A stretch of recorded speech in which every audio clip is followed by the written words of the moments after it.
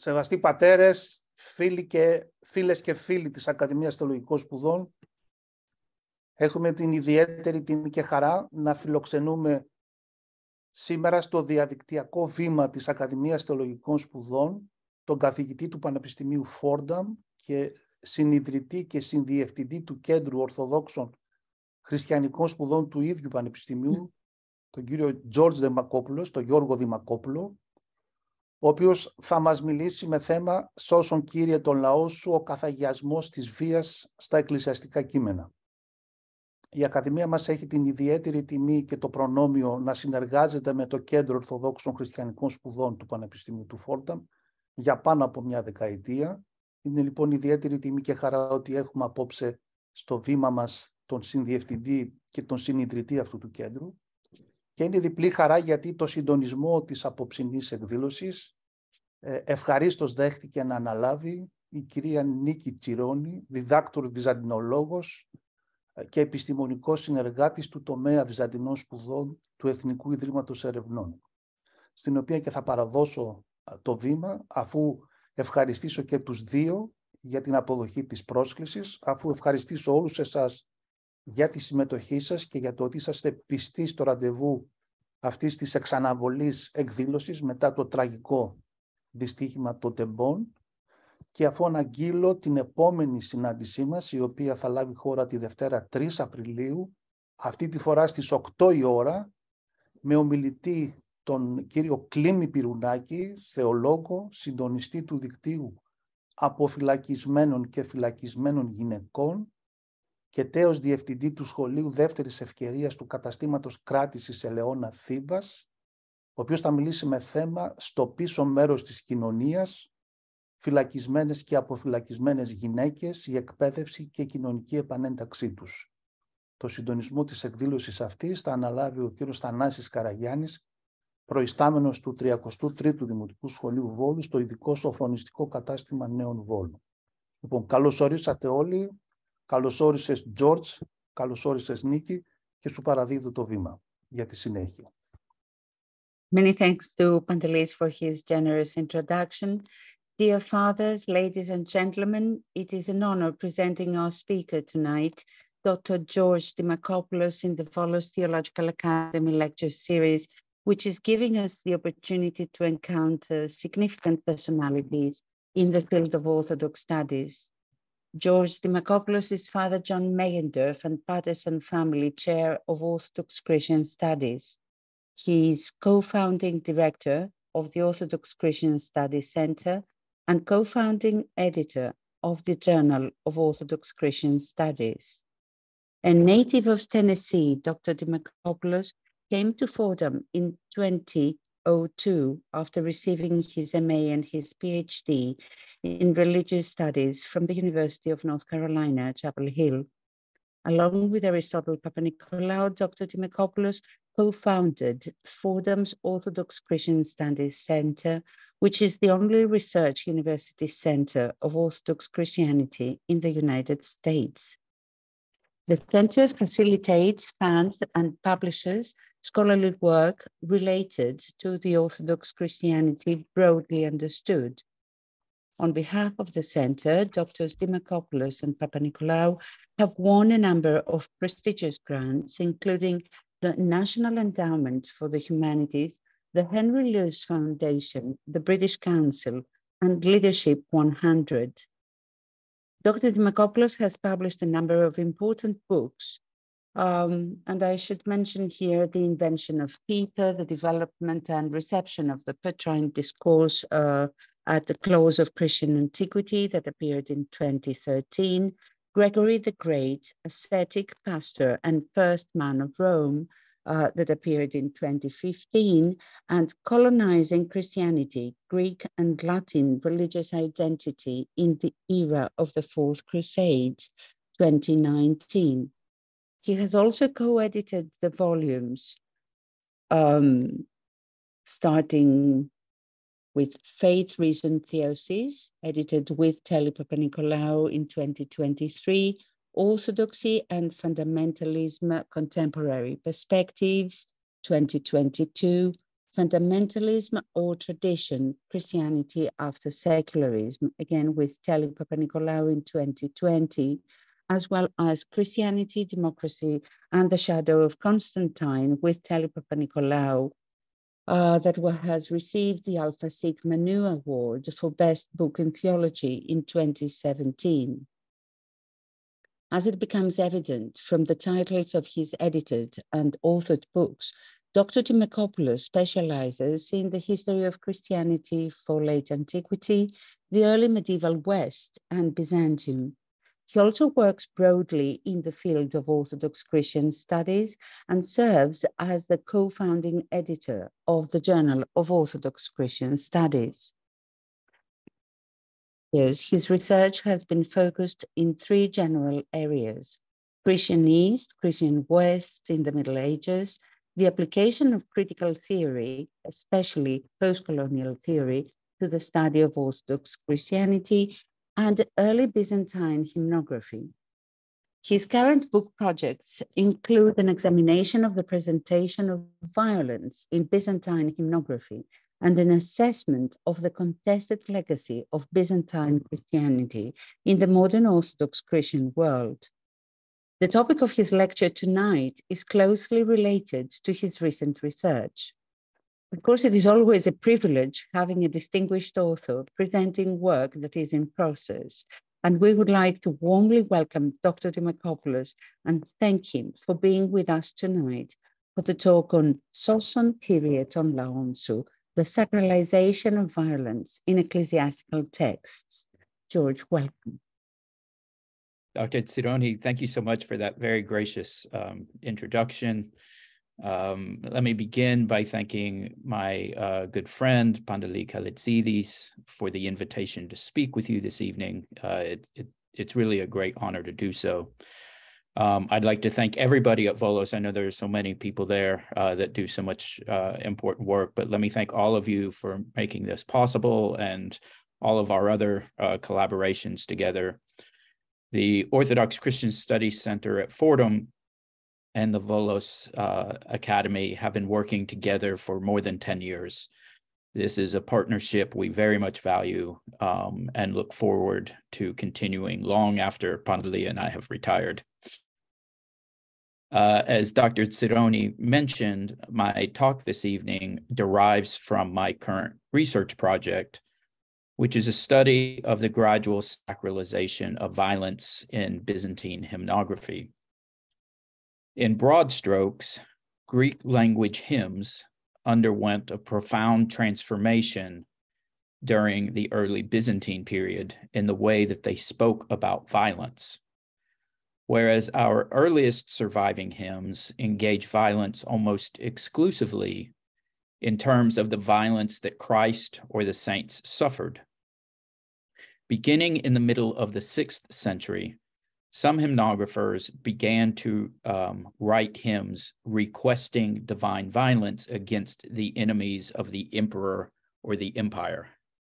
By the 10th century, this sacralization of violence had expanded to such an extent that a surviving prayer service for soldiers before battle asks, for example, the Theotokos to burn the bodies of the enemies and implores God that the Vasilevs and his soldiers might reap a bountiful pillage after the destruction of their opponents. To be sure, the ancient tradition of speaking of violence endured by Christ survived. In fact, it remained the dominant liturgical expression of violence in Byzantine hymnography. But I believe that many of these later hymns that sacralized violence would have been unrecognizable to the earliest Christians. My research suggests that this gradual transformation, this sacralization of violence, occurred primarily through the development and elaboration of the Feast of the Exaltation of the Holy Cross. It is this feast and its major hymn, Soson Kyrie ton laon, that I will explore for you this evening. The Feast of the Exaltation of the Holy Cross was celebrated, as you know, in Byzantium on September 14th. It developed as a ritual amalgamation of 4 distinctive commemorations. The first, of course, is Christ's crucifixion. The second is the legendary finding of the cross that was believed to have occurred in the early part of the 4th century. The third is the consecration of a specific church, the Martyrium Basilica at the site of Christ's crucifixion at Golgotha. And the fourth was the return of the relic of the cross from Persia to Jerusalem, which occurred in March of the year 630. The earliest surviving evidence for the possession of a relic of the cross comes from St. Cyril of Jerusalem and dates to the 350s. St. Cyril makes no mention of how the cross was discovered. The various legends, including the one that ascribes its discovery to Constantine's mother, St. Helen, are subsequent developments. While some of these legends situate the discovery to either September 13 or September 14, the initial reason for celebrating the Feast of the Cross on September 14th derives from the fact that the consecration of the basilica built by Constantine at Golgotha occurred on September 13th or September 14th, likely in the year 335. Thus, the earliest verifiable connection between the Feast of the Cross and a September date is the Jerusalem-centered annual commemoration and dedication of the church at Golgotha. Unlike all other major feasts of the Byzantine Church, the Feast of the Exaltation was an imperial rather than a biblical event. It was an annual recognition and celebration of Constantine's patronage. We know from multiple sources that the yearly commemoration of the church's founding eventually came to include a ritual lifting or exaltation and veneration of the relics of the cross. As the feast of the church's founding grew during the 5th and 6th centuries, this lifting, exaltation, of the relics of the cross became the principal ritual aspect of the commemoration. By the mid-6th century, the ritual effectively split into 2 distinctive festivals held on sequential days. The commemoration of the dedication of the church was celebrated on September 13, and a newly established Feast of the Exaltation was held on September 14. The oldest surviving hymns for the feasts of September 13 and 14 were composed in Greek, but they only survive in the Old Georgian language. The current scholarly consensus is that these hymns date to the mid-6th century during the reign of the Emperor Justinian. While the majority of these hymns treat violence in much the same way as other ancient hymns, by exploring the violence that Christ suffered, a pair of hymns from the Feast of the Exaltation, September 14th, claim that God had acted through the cross to enable Constantine's victories over enemies. These 2 Justinianic era hymns from Palestine are among the oldest surviving hymns of Christian composition to connect God to an active violence. They are also the oldest surviving hymns to celebrate the reign of the Emperor Constantine, whose conversion to Christianity through a vision of the cross is heralded as both a sign of God's intervention into history and his blessing of the Roman Empire. In what follows, I will explore the ways that these 2 themes were developed by Constantinopolitan hymnographers nearly a century later, under the patronage of the Emperor Heraclius, whose reign not only endured the capture of the relic of the cross by the Persians, but also the permanent loss of Jerusalem to the Arabs. As we will see, the twin themes of empire and violence are not only intertwined in the Constantinopolitan commemoration of the Feast of the Exaltation, but they are actually the dominant themes of that feast, at least as the hymns speak of it. The Roman Emperor Heraclius, who ruled the Roman Empire from 610 to 641, is the person most responsible for the spread of the Feast of the Exaltation of the Holy Cross beyond Jerusalem.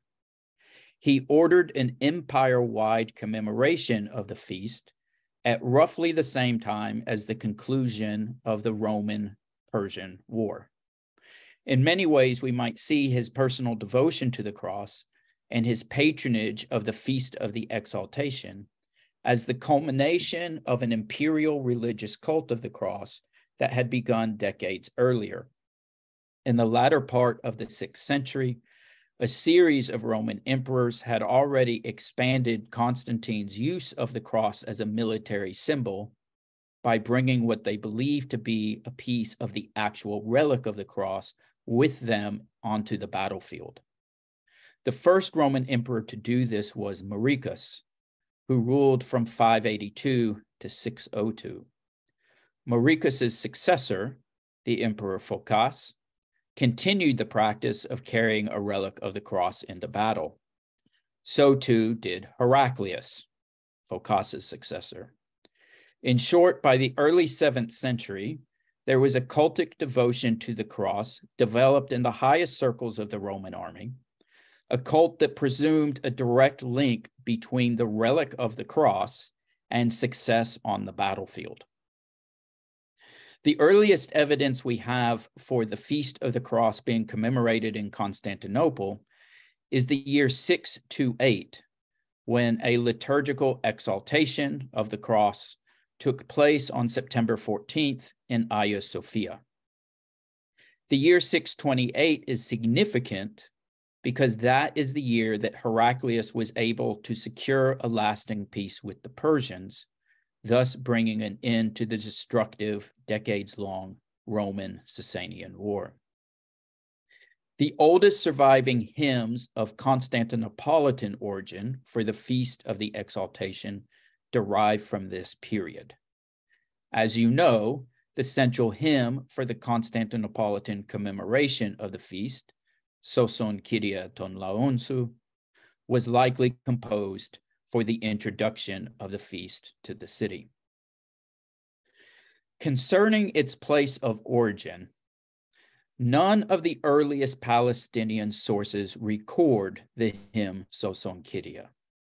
It does not appear in the fixed feast section of the Jerusalem Georgian chant book, whether for the Feast of the Exaltation or at any other time, nor does it appear in the Armenian lectionary. These are our two oldest sources for liturgy in Jerusalem.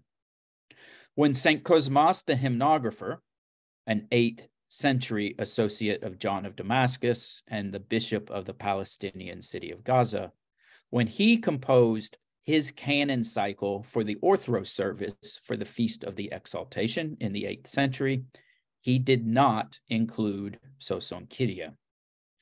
Thus, we can confidently conclude that Soson Kyrie did not originate in Palestine. The earliest written evidence we have for Soson Kyrie stems from Constantinople in a text known as the Typikon of the Great Church, which is the oldest surviving Typikon for services performed at the main cathedral of the capital, Hagia Sophia. Soson Kyrie first appears in a special service attended by the Patriarch on September 13th. On this date, following liturgical elements that one would find in a Vesper service, the Typikon prescribes the singing of Soson Kyrie in the first tone. It is the only occasional hymn provided for that day, September 13. On the following morning, September 14, the Typikon lists 6 hymns to be sung during the Matin service. Soson Kyrie is second on this list. Given that the earliest attestation for the hymn comes from Constantinople, and as we will see, given that the hymn itself is so closely associated with imperial interests, we can reasonably conclude that it was composed in the capital. Scholars date the manuscript that serves as the basis for the Typikon of the Great Church to the 10th century. Naturally, it reflects liturgical traditions that precede its composition, but barring additional sources, it is impossible to know from this text alone when the various hymns of the Constantinopolitan commemoration for the Feast of the Exaltation first came into place. In her examination of the Constantinopolitan commemoration of the feast, Dr. Bisera Pencheva proposed that both Soson Kyrie and O ipso thys en to stavro, which I will discuss in a few minutes, both date to the inauguration of the feast in Constantinople in 628, in large part because of the clear association of these hymns with imperial military concerns. Given the lack of 7th century sources, it is impossible to confirm this, but I see no reason to challenge the assumption that this hymn emerged within the context of the creation of the Constantinopolitan feast. In fact, the very language of the hymn might suggest a connection to Heraclius. As Professor Ifran Shahid documented 50 years ago, Heraclius was the first Roman emperor to adopt the term Vasilevs, a Greek equivalent for the Latin rex, or king, as one of his titles.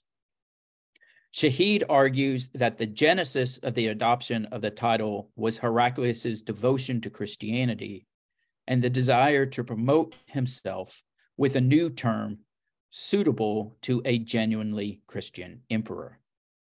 To be sure, the Greek translation of the Hebrew Bible, known as the Septuagint, used the Greek term Vasilevs as the title for ancient Jewish kings.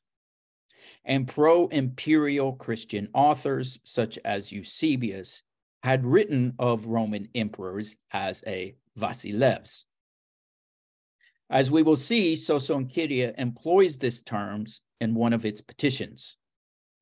To be sure, it was not the first hymn to do so. A small collection of hymns, as I noted a few minutes ago, a small collection of hymns for September 14th contained in the Jerusalem chant book used a Georgian equivalent for the Greek term Vasilevs in association with the Feast of the Exaltation. Is Heraclius's adoption of the term and its repeated use in Constantinopolitan hymns for the Feast of the Exaltation just a coincidence? Perhaps. But as we will see, Soson Kyrie provides everything we might expect of a hymn commissioned by a Roman military leader who, at the very same point in his career, first uses the term Vasilevs. In terms of form, Soson Kyrie is best described as a troparion, which is the earliest and most basic form of a Byzantine hymn. The term could be applied to any unique stanza in Byzantine hymnography, whether it is of the kondakion, canon, or sticherion form. Over time, individual troparia became associated with particular feasts, like the exaltation of the Holy Cross. Given the significance of the hymn in the genealogy of the sacralization of violence in the Christian East, Soson Kyrie is surprisingly short. I will read both the Greek and English, the Greek hymn, as well as the English translation. For all of you in Greece, I apologize for my terrible pronunciation. Soson Kyrie ton laonsu, kev loison tinklinon omionsu, nikastis vasilevsin katavavaron, dorumenos ketoson philaton theatu stavru su politevma. Save, O Lord, your people and bless your inheritance, granting victory to the emperors against the barbarians and protecting the commonwealth through your cross. Like many hymns, Soson Kyrie builds directly from one of the Psalms. The opening request that the Lord save your people and bless your inheritance is a quotation from the final line of Psalm 28. This particular psalm operates within a discourse of divine violence. The petitioner in the psalm, traditionally understood to be King David, asks that he not be associated with evildoers. Much of the psalm anticipates, even celebrates, that God will render vengeance upon evildoers. He will destroy them. He will weaken them. But the Lord will also strengthen, aid, and save the righteous, with whom the petitioner hopes to be included. Because the psalm draws a sharp distinction between those who are and those who are not on the side of the Lord, it serves as a useful biblical anchor for Soson Kyrie, which explicitly connects a petition for military victory to a pledge of proper veneration of the cross. Obviously, there is more to this short hymn than the opening reference to the psalm. The most striking requests are those that follow. First, to grant victory to the emperors against the barbarians, and second, to protect the empire through the cross. Note that the prayer does not ask for the protection of the emperor or that he may rule for many years, two very common aspects of Roman political acclamation. Rather, it asks that the emperors be successful warriors. Implicit in the request that the emperors be victorious is the understanding that their victory is achieved through violence and death, not only for the enemies of the empire and God, but also for those who fight on behalf of the emperor. In short, this is a hymnographic request for success in war. With one possible exception contained within the final stanza of a hymn attributed to Romanos the Melodist, and that stanza doesn't appear in all the manuscripts. It only appears in a couple late ones. Nevertheless, this appears to be the oldest surviving hymn of Christian composition of its kind, because it is the first to petition for success in war. Although subtle, what differentiates Soson Kyrie from the two Justinianic hymns for the cross that survive in Old Georgian, which I mentioned a few minutes ago, is that Soson Kyrie is petitionary, whereas the Georgian hymns are doxological. Soson Kyrie asks for victory. The Georgian hymns gave thanks for past victories. Concerning the relationship to Romanos's Kontakion 58 for the 40 martyrs of Sebast, what most differentiates Soson Kyrie is its liturgical context. So this is assuming the Romanos hymn is authentic, which I don't think it is, but let's pretend for a minute it is. The stanza, the hymn's authentic, the final stanza. In the 6th century, a kontakion was not a central component of a well-attended liturgical service. Rather, it was a sung sermon of original composition, likely performed during a midnight vigil. By contrast, Soson Kyrie ton laon su was likely commissioned as the apolitikion, the central festal hymn performed at multiple services, when the Feast of the Exaltation was first performed in Hagia Sophia. We know this from the Typikon of the Great Church. Another important aspect of the first request of the hymn is that the emperor's victories come against barbarians. Byzantine political ideology, like that of the pre-Christian Romans, divided the world between those who lived in the empire, the oikoumeni, literally the inhabited earth, and those who did not.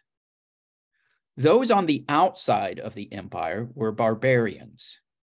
They were not numbered among the inhabitants of the earth. To be sure, the Byzantines understood that there were non-Roman civilizations beyond the borders, groups with whom they traded, held diplomatic alliances, paid tribute, etc.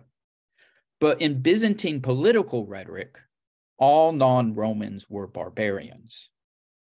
What is so significant about this is the fact that this sense of Roman political superiority is so succinctly incorporated into the theological assumptions of Soson Kyria. Thus, in this respect as well, Soson Kyria appears to be an extraordinary innovation in the genealogy of Christian hymnography. Political and religious identity are so intertwined that the inner logic of Soson Kyria presumes, much like Psalm 28, that the Lord is only the Lord of the petitioners, in this case, the Romans. To be sure, the hymn does not specifically exclude barbarians from the concern or love of God, but there is little doubt that the hymn presumes that God loves the Romans more than all others. The second appeal to protect the empire or commonwealth, depending on how you translate the term, is perhaps less explicit about the use of force, but it is no less significant in implication.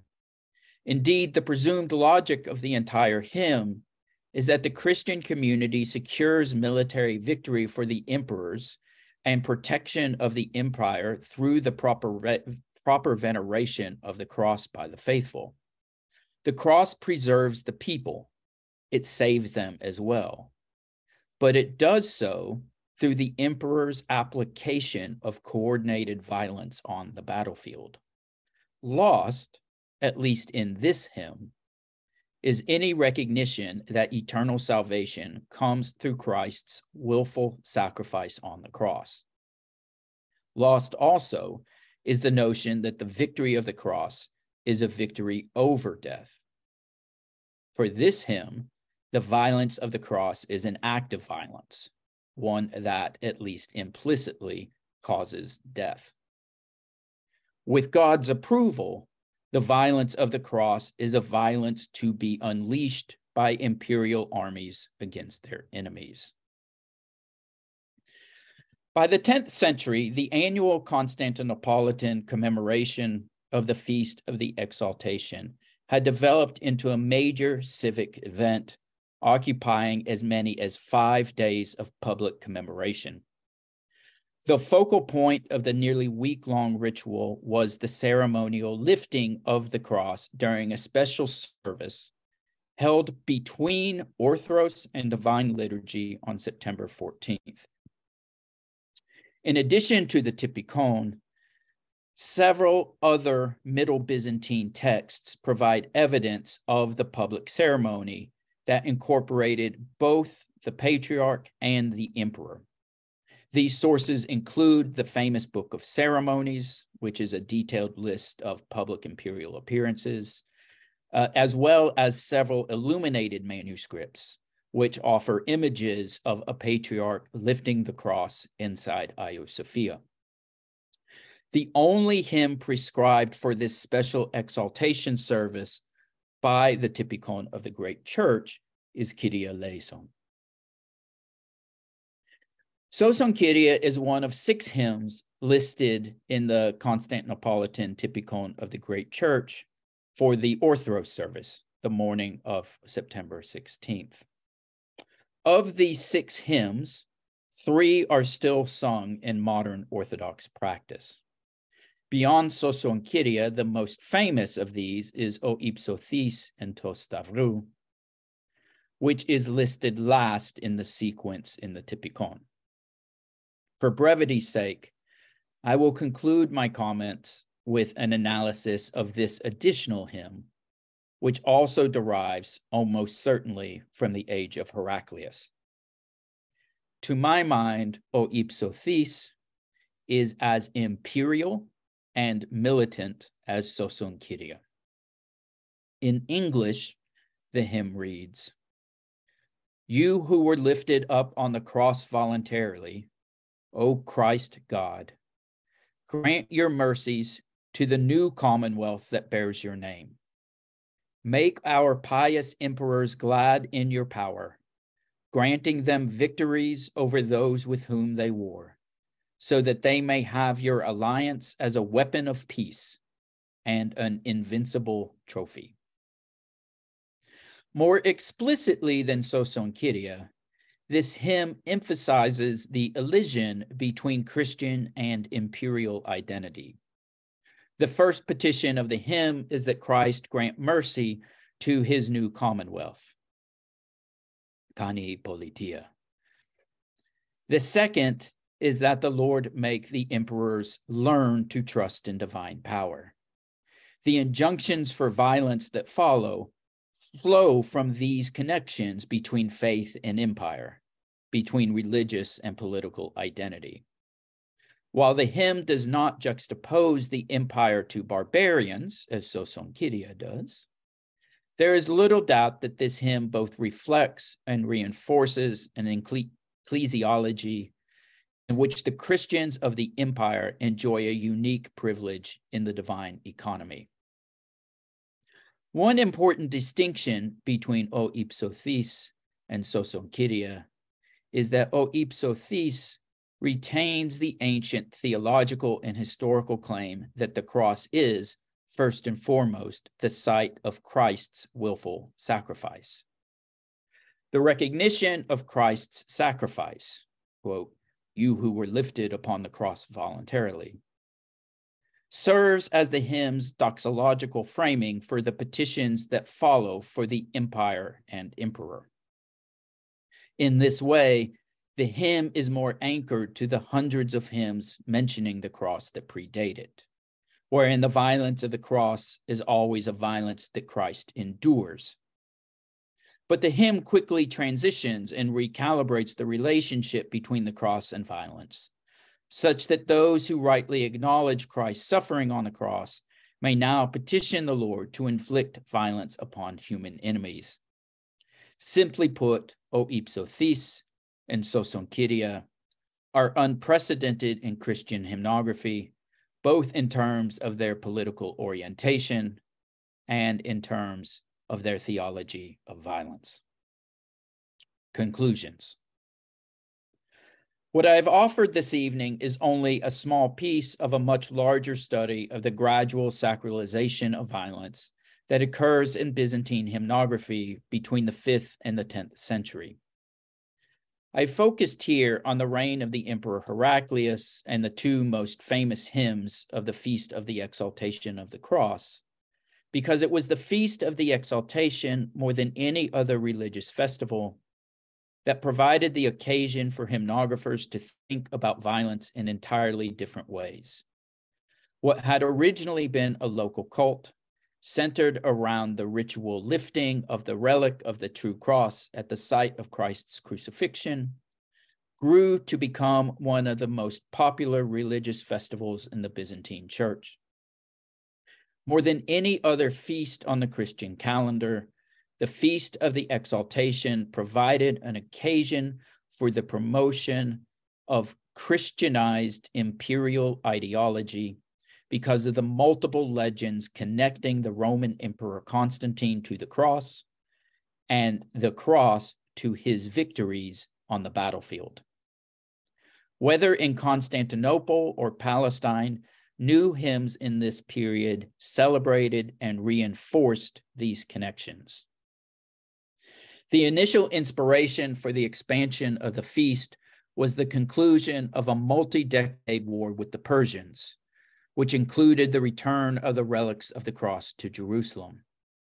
The end of the war and Heraclius's personal devotion to the cross occasioned the first celebration of the feast in Constantinople in 628.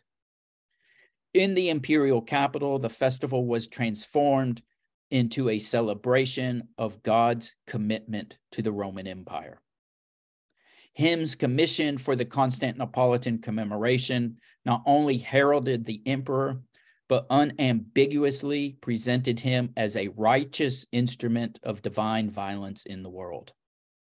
To be sure, these elements were not invented by Constantinopolitan hymnographers out of nothing.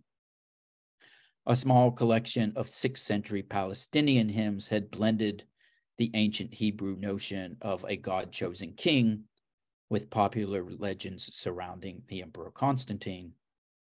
But whereas the 6th century hymns were little more than a tangential theme to a ceremony focused elsewhere, the Constantinopolitan celebration emphasized the link between the proper veneration of the cross and the subsequent authority it gave to the emperor to protect the people of God through violence.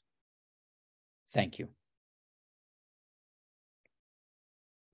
Thank you ever so much, Dr. Demacopoulos. It was a really erudite talk, touching upon very important textual traditions and throwing light to the hymn of the Soson Kyrie ton laon su, and also of the issues that gave rise to this hymn.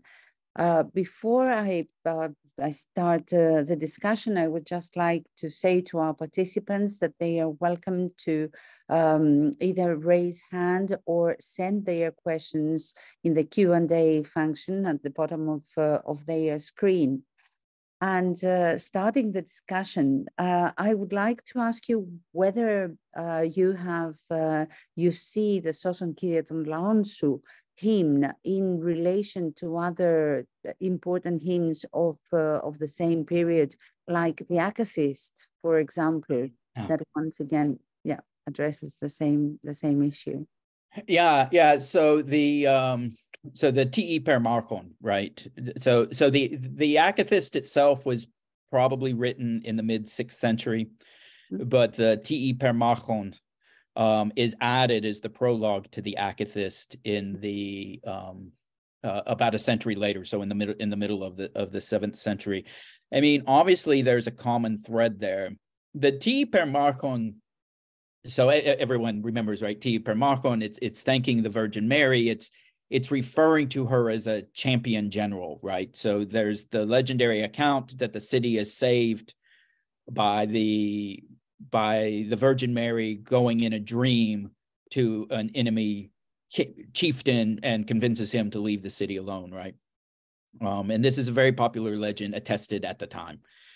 And the hymn, in a kind of, frankly, a gender-bending way, right, attributing a very masculine role to the Virgin Mary, right, as a general. I think what's a little bit different there is that I mean, let me back up. Yes, right. It's all a part of a piece, right? So you're right. There's something that has happened in the 7th century that now hymnographers are more willing to, especially if they're associated with the capital, they are more willing to compose hymns that directly link the protection of empire, victory on the battlefield, to God's direct intervention, God's support of the emperor, or maybe the intercession of saints and so forth. And this just builds and builds and builds over the course of the Middle Byzantine period. With that particular hymn, though, Te Permarchon, I would argue it's less explicit in its endorsement of violence, because it's not asking for something to happen in the future. It's not asking for a new violence. It is simply thanking the Virgin for having protected the city. And in this particular case, she did so without violence, right? Nevertheless, it's fascinating that the hymnographer refers to her as a military leader, right, who defends the city, and so forth. Mm-hmm. Absolutely. I think it's you have put it in a very adequate way.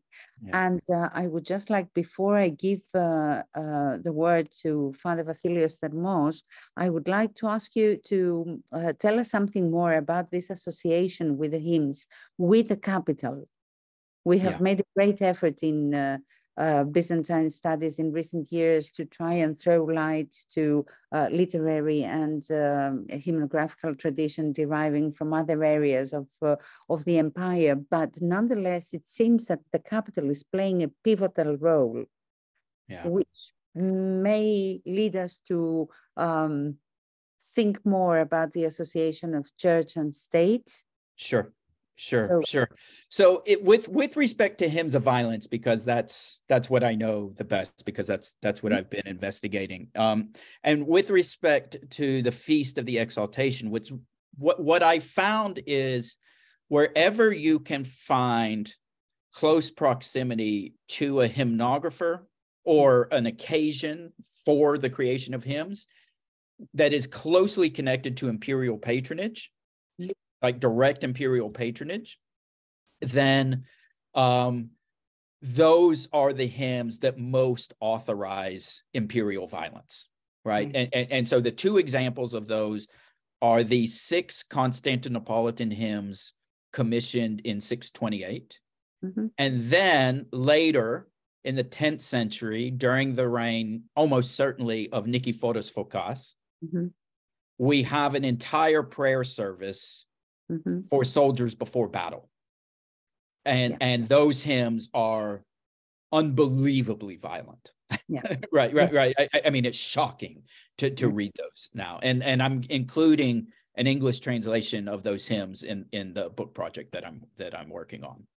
But what's really interesting is when imperial power leaves Palestine, right, and the Christians there are under the Arabs, it's in that context that St. Cosmas the hymnographer composes the long canon for the Feast of the Exaltation, right? Over 30 hymns for Orthodox for the Feast of the Exaltation. So hundreds of years later now, right? So this is the 8th century. Several hymns speak longingly of a Constantine-like figure who will protect them, but none of the hymns ask for violence. Right. And so what I'm seeing is, again, it's not necessarily just being in Constantinople. It's, I would say it's more specifically, is the hymnographer connected to imperial power? Right. So for another kind of counterexample of this is we have many hymns composed probably by the Studites for the feasts of military saints, right? None of those hymns have any active violence in them whatsoever. They almost rarely even mention that the military saints are soldiers. How interesting. Right. And so when you have monastic hymnographic composition that isn't directly under imperial patronage, there is just much less incentive or concern to authorize imperial violence. Brilliant. Thank you very much. I mean, there is a lot to be said on the topic, but I would like to ask Father Vasilios Thermos to open his microphone. Yes, thank you, Dr. Tsironis. George, I'm grateful for what you have offered. This has been a very well documented presentation. And I have to confess that for many years, I have been annoyed by this Politicon and the Kondakion as well, which are chanted not only at the elevation of the cross, but also the third Sunday of the Holy Lent. Yes. So I think I agree with you yet that both troparia are problematic even with the standards of Byzantium, of the then time, let alone today.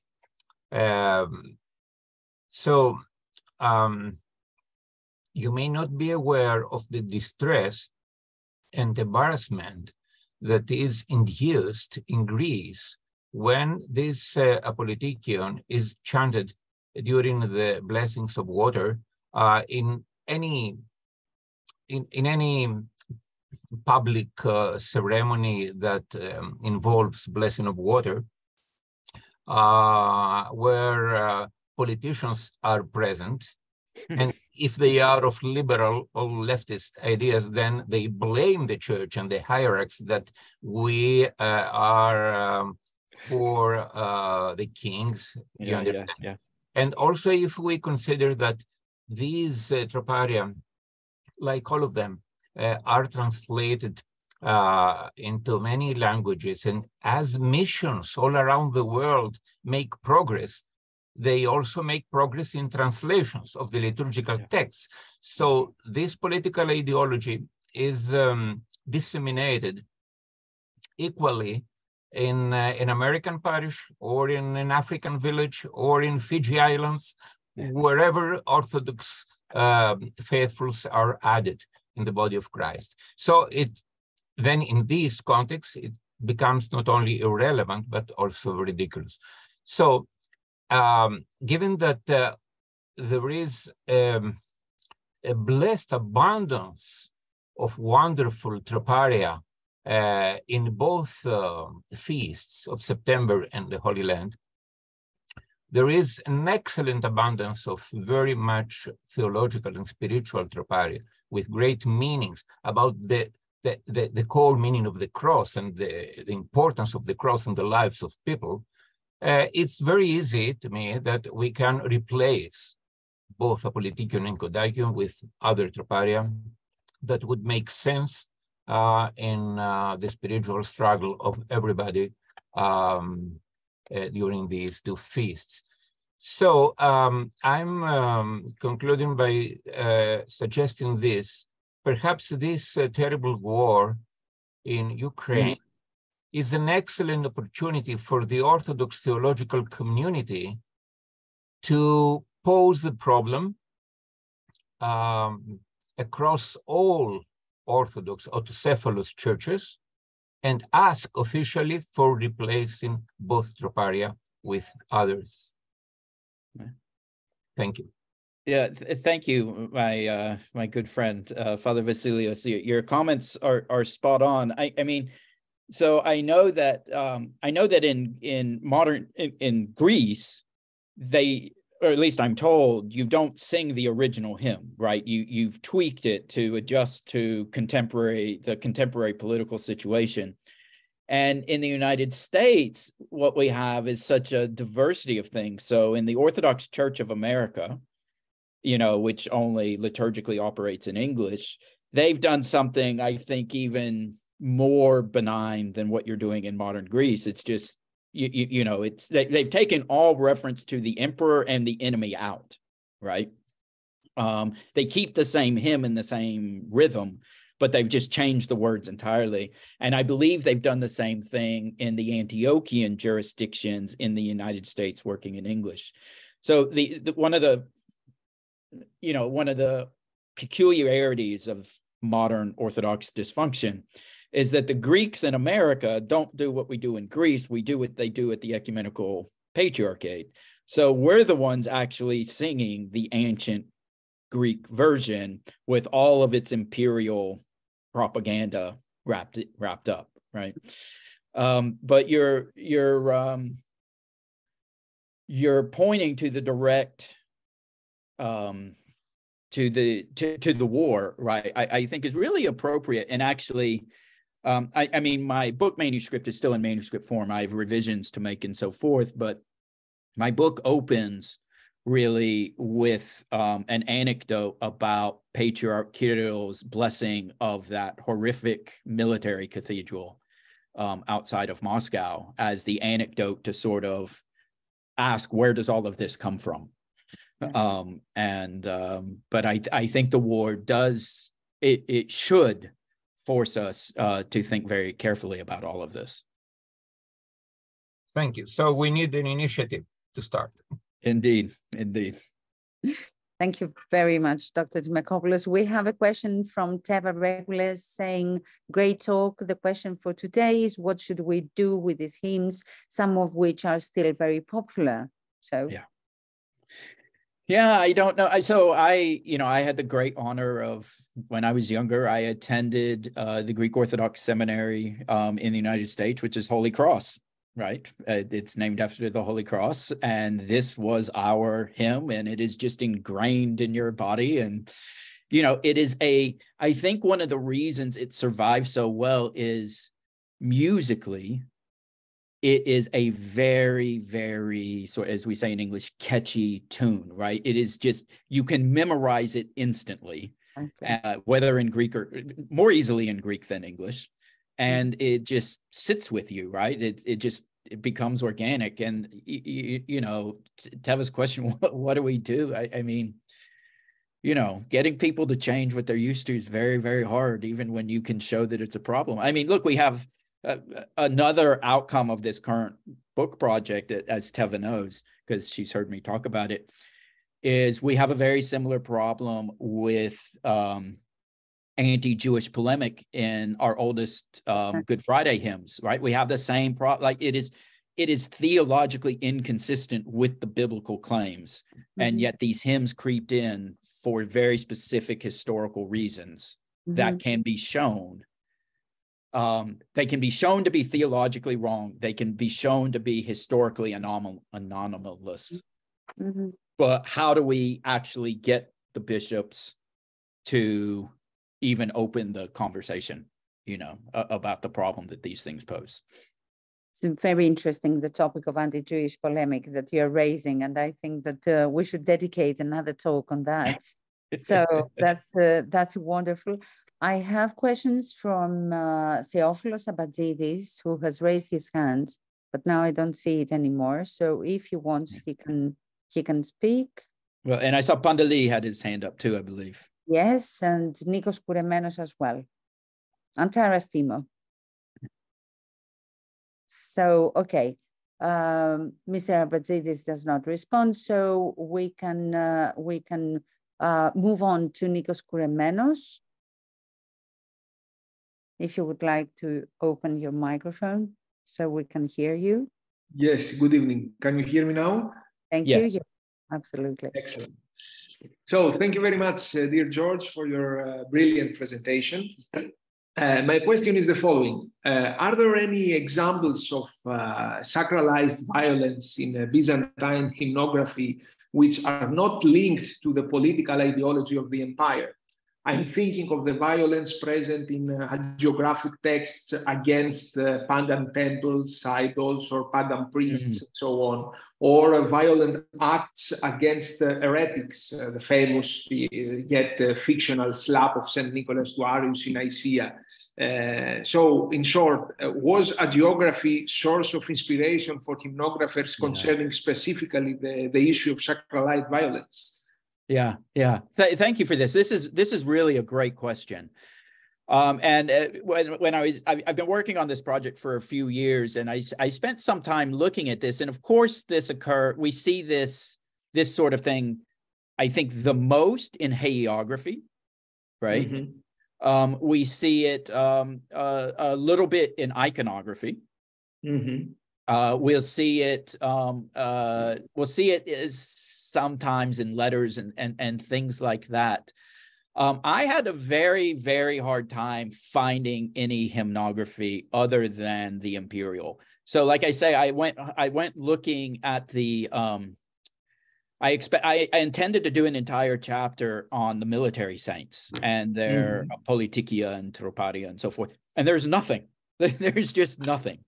And I mean, that could be a chapter unto itself, but that's very short, right? that there's nothing. I'd have to look again at, a figure like Saint Christopher or somebody like that. Like, is there a hymn that sort of picks up that hagiographic theme of him slapping Arius or something? Like, is that, I have to admit, I've not looked at that. But so from what I know so far, I have not found it apart from proximity to imperial interests. I see. Thank you very much for your answer. Okay, thank you very much. And I think that if Taras Timo is still with us and still wants to speak, we could hear you now. Yeah, hi, can you hear me? Well, yes, we can. Thank you. Yeah, thank you very much for the very interesting presentation. And I want to ask a question, maybe a more conceptual question, but first I really want to react to this discussion about the Troparion, because it's quite, I have quite a different perception from the Ukrainian perspective here. We always use this Troparion already corrected in a way that you mentioned the mention of the king was, the Basileus was eliminated and substituted with the people, and so on. And it never actually impressed me, never occurred to me to be aggressive or militaristic, but really protective, because it starts with the word Soson and so on. It brings me to this question I want to pose is it legitimate to speak of violence indiscriminately between defensive violence and offensive violence? Because it seems from the context of your talk that basically all violence is bad. But again, you mentioned the war in Ukraine, and from our experience these days, this is not the case. There are, unfortunately, we don't live in the world of Isaiah where all the swords are, redone into plows, and sometimes we just need brutal force, unfortunately. And this Troparion became very dear to me over the months of the war. And we have been praying it actually even in our family prayer with children pretty much every day. It became like that text for the wartime. So I think I just want to throw in another perspective on this text. So I can't thank you enough for this. This is your testimony is very powerful. And when we think about going back to Teva's question, what do we do about this? I mean, I think you've provided a great testimony for why we shouldn't throw the hymn out altogether, but that we should de-imperialize it, right? As you are doing in Ukraine. That's for sure, because otherwise it's an archaeological relic, not more than that. Right. So I think that suggestion is. I think that's a really great suggestion. Now, as to the question of you suggested that you're, and I'm sure I am coming across this way, that I am probably giving the impression that I am arguing that all violence is bad. I don't mean to be saying that all violence is bad. What I mean to be saying, simply as a historian, is that there is a change, right?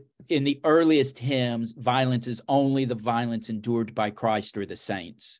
And then there's this change in the 6th century when now violence can be something that God authorizes the emperor to pursue. And so I'm not necessarily saying that change is bad, but I am lifting up that there absolutely is a change in the way that this happens. Now, you also asked the question, is the difference between maybe defensive violence and aggressive violence. I'm teaching a course, I'm literally teaching a course on Christianity and violence this term. And I asked my graduate students just yesterday, I said, in the modern world, in the American context, because that's what I know, in the American context, we very much ethically differentiate between defensive wars and wars of aggression, right? Obviously, the lived reality can be a little blurred, but we try to differentiate, and we all accept the tragic reality of the need for defensive violence, and we typically critique aggressive violence. But I asked my students, would they have had the same distinction in the Middle Ages? And I honestly don't know. When I look at the hymns, it's true that the first hymns to begin to speak of violence in a way that refers to the people rather than Christ, they begin with celebrating episodes in which in history God acted to protect people. And from there, they build to asking God to inflict violence on others. So there's a kind of historical progression there. But I don't know if the Byzantines themselves would have made the moral distinction that at least those of us in the West in ethics often do. And I would be happy to hear, I would be happy to learn more about whether or not that's the case. And I can absolutely sympathize with the tragedy that you're experiencing now and pray for its end. So I thank you for your comments. Thank you very much. All right, thank you so much. Philotheos Photios Maroudas is saying that there could be a connection of the hymns with the Old Testament. For example, the Soson Kyrie ton laon σου, if we look at it only from the literary side, has as its model and point of reference the 27th Psalm, which refers to David, that is the equivalent of the faithful emperor of Byzantium, which ends up with the word Soson ton laon σου και ευλόγησον την κληρονομίαν σου.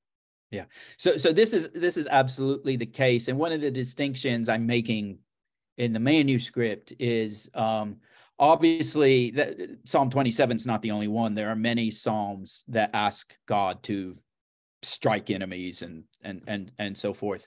The distinction being that the Psalms are obviously not hymns of Christian composition, that I'm looking in the book exclusively at hymns that Christians compose themselves, but obviously the Psalms are a referent, and I would argue particularly the Psalms are a referent not so much for the requests for divine violence, but for the understanding that there's a God-appointed king, and that king, that Vasilevs, is the person authorized to do it. So it's not, I mean, there's probably a reason that Christians aren't pulling on these psalm threads before the Roman emperors of Vasilevs. Wonderful. Thank you very much. I think that this is a comment. It's not an answer. It's not a question. There is Teva Regulus saying, with reference to the earlier question, that actually keeping the music but tweaking the words sounds like a good interim solution.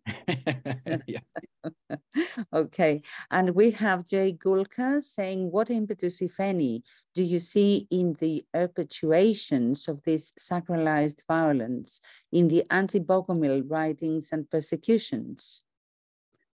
Oh, I have to confess that I really don't know enough about that. I will mention that I attended a paper at IOTA, hosted in Volos, that was making the case that much of what we think we know about the Bogomils is all fiction.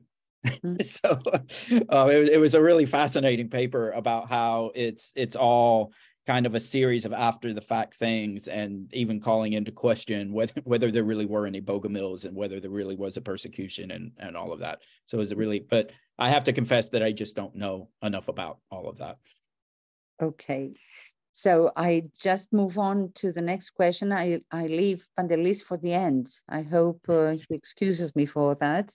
Okay. So we have Florin Tomoyaga saying that in the Romanian translation of the Troparion, the references to the king and the barbarians were removed. They were replaced by Christians, respectively, against the antagonist. Great talk. Yeah, and that's similar to what they're doing in the United States in the non-Greek jurisdictions. I mean, sometimes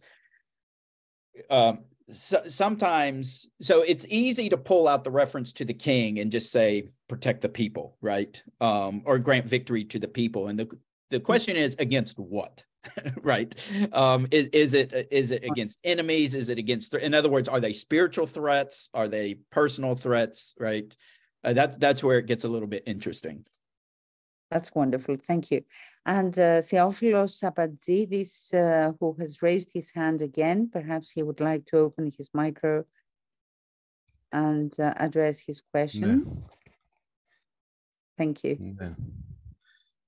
Ζητώ συγγνώμη για την προηγούμενη δυσκολία. Ίσως ήταν όμως αναγκαία για να εξελιχθεί λίγο η συζήτηση, έτσι και να συμπληρώσει την δική μου ερώτηση. Θέλω να ευχαριστήσω ειλικρινά τον κύριο Δημακόπουλο για την πολύ πλούσια από άποψη ιστορίας του ύμνου, της θέσης στο τυπικό, την λειτουργική πρακτική της Μεγάλης Εκκλησίας στην Κωνσταντινούπολη. Θα μου επιτρέψετε να κάνω μια προσπάθεια έτσι να διευρύνω λίγο τη συζήτηση, λέγοντας ότι το πρόβλημα της ιεροποίησης της βίας, η οποία όπως πολύ σωστά ακούστηκε υπάρχει και στην Παλαιά Διαθήκη, δεν είναι ένα αυτόνομο φαινόμενο.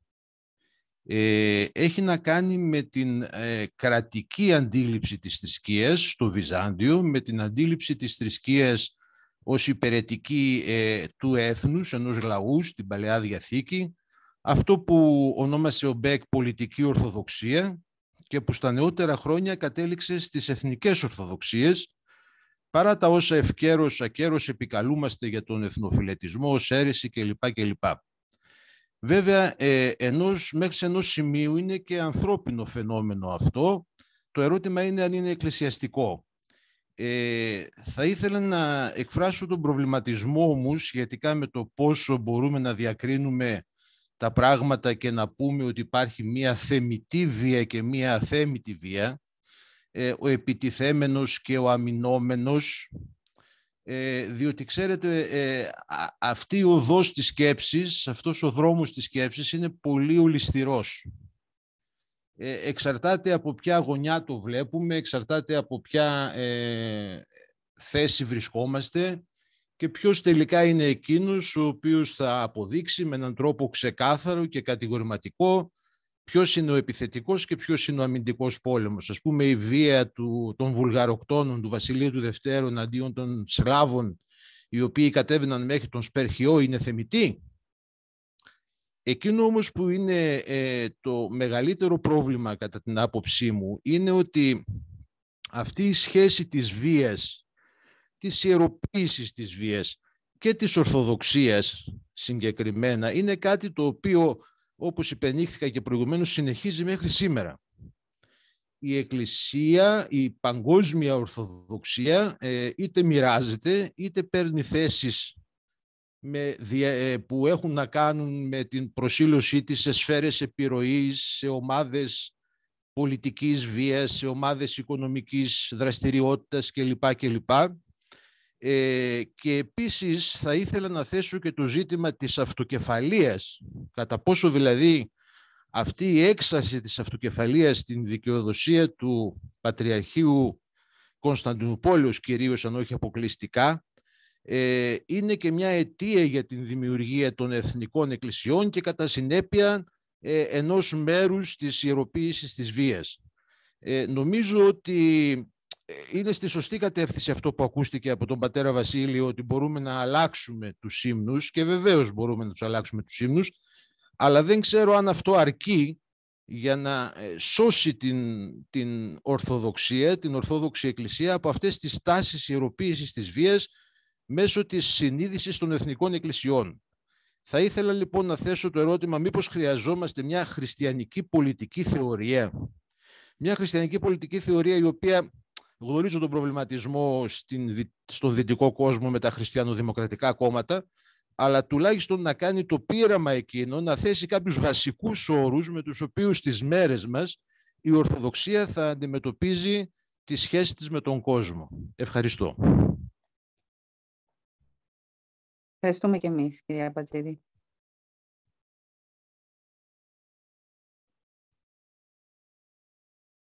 Okay, I think I got most of that. Thank you for your insights. So I guess I have a couple of things to say about this. The first is that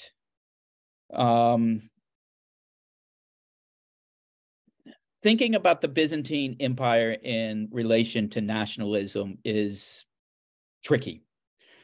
I follow the notion, I follow the insights of the political scientist Benedict Anderson in seeing authentic nationalism as being something really unique to the modern world and being just fundamentally different from the pre-modern notion of empire. That said, and I would also say that the constitutive elements of the Byzantine Empire, Romanness, do not map on very well at all with the notions of the modern nation state. The Byzantium, whether intentionally or accidentally, was multi-ethnic, multi-linguistic, multi-racial, and they didn't really have any effort to segregate people along those lines at all. That said, there absolutely are things in the Byzantine world, a kind of political, cultural superiority that looks down on everyone else, that believes that it is uniquely privileged in the eyes of God, that it has a direct connection to the church that it can overpower at its will. All of these elements of the Byzantine past have been transferred in certain ways into modern nation state, church state building projects. So Byzantium is not in any way a direct corollary to the notion of a Bulgarian church or a Serbian church or a Greek church or what have you. But in a kind of genealogy, there are absolutely things that worked in Byzantine political rhetoric and functionally in its relationship between church and state that have been very much co-opted by the nation church state builders in the modern period. And so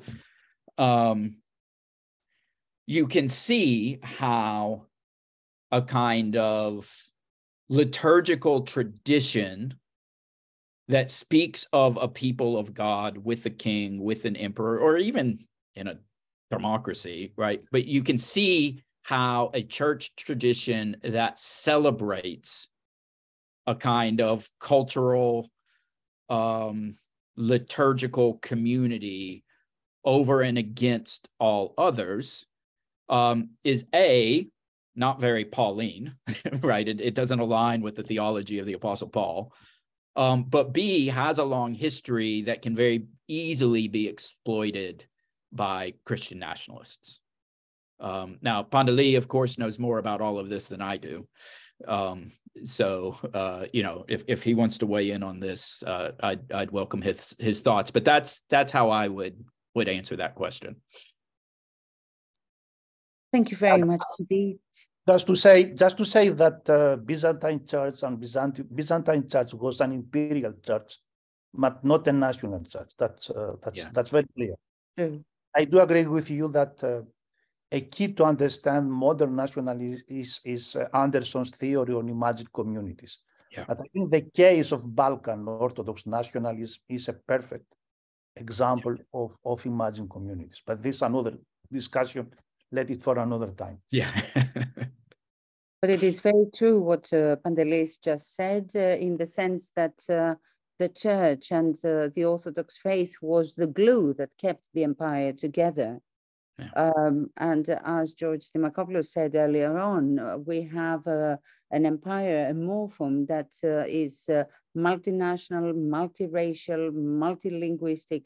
And so I think that we have to perceive the role of Orthodoxy in this light and from this perspective. So, Pantelis, would you like to pose your question now? There is just... Yeah, and then there is one more question from Yannis Kaminis, and then we stop because time is running, and it is really very interesting. Thank you, George, for this brilliant lecture, which is really very, very interesting, both from historical and theological perspective, but also from liturgical studies perspective. So thank you for all these insights. My question is the following one. Thank you for clarifying that Soson Kyrie Tolaosou is Constantinopolitan and is not Palestinian. But nevertheless, the whole thing took a new importance thanks to the the pilgrimages to holy places, to Holy Land. And this is also, I think, connected to Constantine and to the imperial era. So we know that some church fathers like Saint Gregory of Nyssa criticize the pilgrimage to holy places by saying this is not a Christian virtue, this is not something which was Christian. Christ in the Beatitudes didn't say anything about... blessed are the pilgrims. Yes, blessed are, yeah. So is there something similar or analogous regarding this sacralization of violence in patristic texts? I mean, is there any kind of reaction? Is there any kind of reaction against this sacralization? In other words, if we consider that the reaction of Saint Gregory of Nyssa against this pilgrimage to holy place was a kind of self-conscience of the church, is there something analogous regarding the sacralization of violence? Yeah, so a lot of people have written on this, right? So there are many studies of Byzantium and violence, many studies. A lot of times they try to compare it to the notion of holy war with the Catholics or with the Islamic jihad. Sometimes they do it in comparison to modern notions of just war. I set out to do this study. Sorry, I'm speaking about patristics. Yeah, I know you're asking about patristics, right? And so what I'm saying is they go through all of those studies, go through all of those texts. Okay. So it depends. Is Eusebius patristics or is Eusebius just a church historian, right? If Eusebius is patristics, like in other words, if the term patristics requires that he be Orthodox, the author be Orthodox, right, and a saint, then Eusebius is not patristics because he's neither. He's not a saint and he's not Orthodox. He's an Arian, right? But Eusebius absolutely categorically sacralizes Constantine's violence. There is just no doubt. All you have to do is read the life of Constantine, right? Eusebius is absolutely sacralizing imperial violence in the name of Constantine. Juxtaposed to that, right? And there are times in Augustine where he will tolerate violence, right? Which is different from what Eusebius is doing. Ambrose is the reverse of that. St. Ambrose is the reverse of that. St. Basil, as you know, very famously issues this canon that says a soldier who kills in war needs to abstain from communion for 3 years, right? So you have lots of these patristic texts, with the exception of Eusebius. None of them are authorizing sacralizing violence against enemies. What you do often have, and this goes back to one of the very early questions I received today, what you do have in many church fathers is the request, recommendation, suggestion that violence be employed against pagan temples, right? That these things should be destroyed, and so forth. So you have a lot of different opinions. They're not on the same page in the patristic texts, but the ones that most sacralize it are the historians, who are really at their propaganda. The historians, the chroniclers, are typically propagandists for the imperial court, or propagandists for rivals to the imperial court, but they are politically motivated. But all these are before Heraclius. All these are before the 7th century. Well, many of them are. I mean, the historians keep going, right? But the main church fathers are before the 7th century. But that's what's so interesting is that there is this latency, this delay in liturgy for appropriating these imperial concerns, right? In other words, the state is able to penetrate the church faster in other of its dimensions, right? It's able to sort of own episcopal elections in major sees, right? It's able to require bishops to be the disseminators of imperial legislation. It's able to require certain things of bishops. It has the unique authority to convene and dissolve councils. Like bishops can't just call councils on their own. I mean, they can get together, but it can't be a kind of binding council. So the state is able to have its influence in the church in other ways much faster than it shows up in liturgy. Okay, thank you, George. Yeah. If I may say something on that, we see that many topics, they take some time before they become integrated into the liturgy. And I mean, very standard themes, even like the Lament of the Virgin, they start from poetry and then they go to homiletics and then, you know, they are taken up by iconography in order to eventually be integrated at the liturgy. So this shows a process of filtering, really. Yeah. You know. That's a great example. That's a great example. And I believe we had a student at Fordham who wrote a dissertation on a kind of history of grief.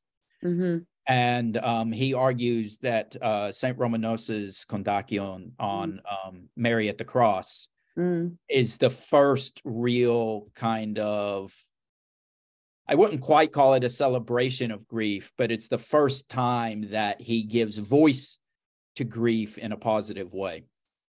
Precisely. And still before we see the Lament of the Virgin being integrated in the liturgy, we have to wait until the 11th century, I think, before we see it integrated in the Triodion. But I'd better not keep you with this question. I really think that the Volos Theological Academy has to organize more talks with you in order to explore aspects of your topic. There is still Yannis Kaminis waiting for a question. So, Mr. Kaminis, if you would like to open your microphone. Hello, good evening. Hello. Yes, I have a question about the Bulgarian context of sacralization violence. For example, here during the Divine Liturgy and after the Great Entrance during the Divine Liturgy, the deacon or the priest thanks the Russian Tsar. For example, he says, "Blessed is our liberator, Emperor Alexander Nikolaevich, and all the soldiers who fell on the battlefield for the faith and the liberation of our fatherland." So my question is, do you think that this is a new nationalistic sacralization of violence? So because they thank the Tsar because they liberate the Bulgarian nation from the Ottoman Empire. So what's your opinion on that? Well, yeah, I mean, okay, so thank you for this. I did not know this. That's a really interesting development. I would say, I mean, I think it would fit very nicely with the book that I'm writing because it just shows a continuation of things that began in Byzantium and get commemorate, right? A willingness of the guardians of liturgy to sort of acknowledge these things in the prayer life of the church. I don't necessarily find it all that surprising. I mean, obviously, we're not going to do that sort of thing in the United States. I don't find it very surprising. I see it more as just being an element of the state of national churches that we have in the kind of post-Ottoman world, right? I mean, we have, again, to the question of kind of pre-modern and post-modern, the Byzantine church very much had a notion of autocephaly. Autocephaly in the Middle Ages had absolutely nothing to do with ethnicity. Right. It was how the Romans divided their properties to move armies and raise taxes. But in the post-Ottoman world, the notion of autocephaly gets co-opted by the engineers of national churches. And so it's an authentic precedent that gets transformed and appropriated to serve its own needs. And I would see this petition, or this doxology of sorts, as a kind of small confirmation of that. Yes, thank you. Thank you. That's wonderful. So from Jay Gulka, we have a comment rather than a question, saying thank you for your response to the earlier question about the Bogomile literature. And he says that as the anti-Bogomile literature is so proactively violent, especially in the ways to identify these Bogomile stances, as is often the case, the genuine existence or threat of an imagined enemy still does the job. This is the one, and the one with which I would like to close is Professor Maria Therese Walker from Münster, Germany, saying that this is not a question, but a word of thanks for this fascinating lecture. It gave me deep insights into Orthodox thinking.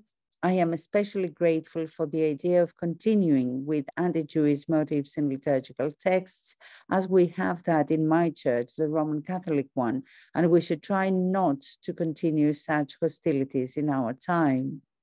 So from that was from Professor Maria Therese Walker, and we thank her very much, as everyone else who participated in tonight's lecture.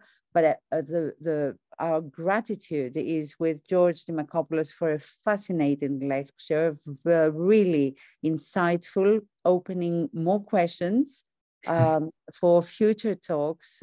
We thank you very much, and congratulations to the Volos Academy of Theology for giving us this great opportunity to having you with us, Professor Demacopoulos.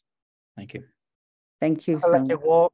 Θα ήθελα και εγώ από την πλευρά μου, εκ μέρους της Ακαδημίας Θεολογικών Σπουδών, να ευχαριστήσω θερμά τον εκλεκτό ομιλητή για αυτήν την εξαιρετικά ενδιαφέρουσα και διαφωτιστική εισήγηση.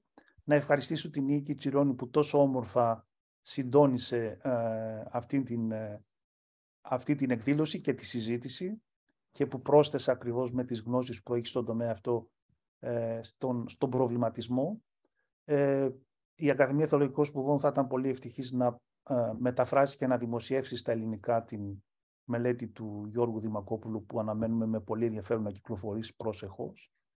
Και να θυμίσω ότι η επόμενη συνάντησή μας είναι τη Δευτέρα 3 Απριλίου με ομιλητή τον Κλήβη Πυρουνάκη και αφορά την εκπαίδευση, την επανεκπαίδευση των φυλακισμένων και κρατουμένων γυναικών και τη σημασία που αυτό έχει για την κοινωνία μας. Να είστε όλοι καλά. Θερμές ευχαριστίες σε όλους για τη συμμετοχή. Βλέπετε η ώρα πέρασε, αλλά είμαστε ακόμα εδώ και άλλα πρέπει να σταματήσουμε. Αυτό όμως δείχνει την επιτυχία της εκδήλωσης. Θερμές ευχαριστίες προς όλους. Ευχαριστούμε πολύ, Παντελή.